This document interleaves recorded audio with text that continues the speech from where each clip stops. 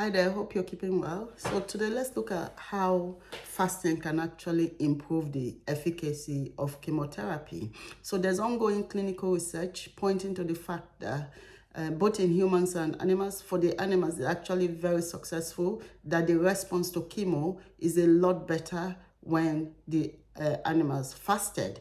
For humans, there's a lot of positive result as well, and research is still ongoing. Doctors will not recommend this because there's a lot that plays into this process, and they don't want people to just go away saying, oh, I'm fasting, so I'm not having treatment. For me, in 2015, when I had chemotherapy, I fasted before the chemotherapy. The main point today is how fasting can actually improve the response to chemotherapy, and there's research pointing to this.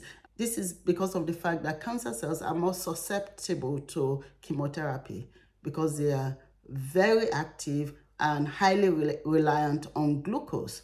So when you fast, they are deprived, they are weakened, and when chemo comes in, it hits them more than the good cells. The cancer cells grabs the chemo more than the good cells. The good cells, when you fast, they shield. They are protected when you fast because they go inwards and they start sourcing for food. That's how they're designed to work. Cancer cells are defective, don't behave like normal cells, so they just wait for what comes next, and chemo has a bit of glucose.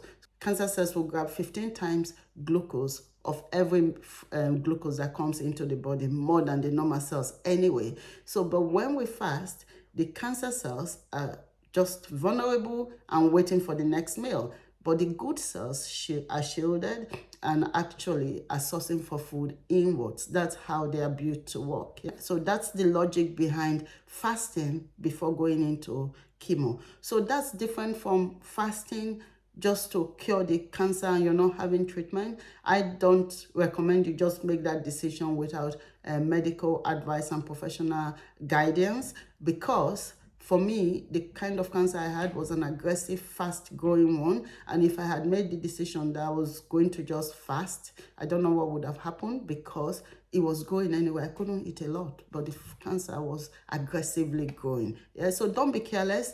Find out if that decision matches the kind of cancer the person has. And also, a lot of factors play into this. The one thing research is pointing to as being helpful is if one has decided to have chemotherapy treatment, that fasting before going into that treatment actually helps get a better response that if you weren't fasting before going into treatment. I fasted 3 days, no food at all. It was just water, and that's because I couldn't eat anyway. So instead of my regular a little avocado and spinach and all that I would take maybe twice a day, I just didn't have anything. Treatment was for 6 months. So halfway through, we did this scan to see what's left so that we can continue, and they couldn't find anything.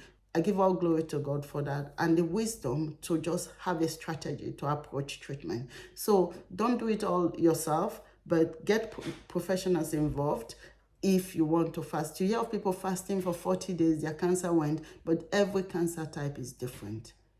Yeah, so don't be careless and seek professional advice and guidance when you decide to fast. One thing that research is pointing to, though, is the fact that fasting before chemotherapy helps a lot. So if you can do that, do that. I did 3 days water fast before going into treatment, and I think the doctors were surprised at the response, and I think part of that was that fasting weakened the cancer cells, and when chemo hit, they couldn't stand a chance. So I thought I'll share this. I'll share this with anyone that needs this information, and I'll see you in my next. God bless you.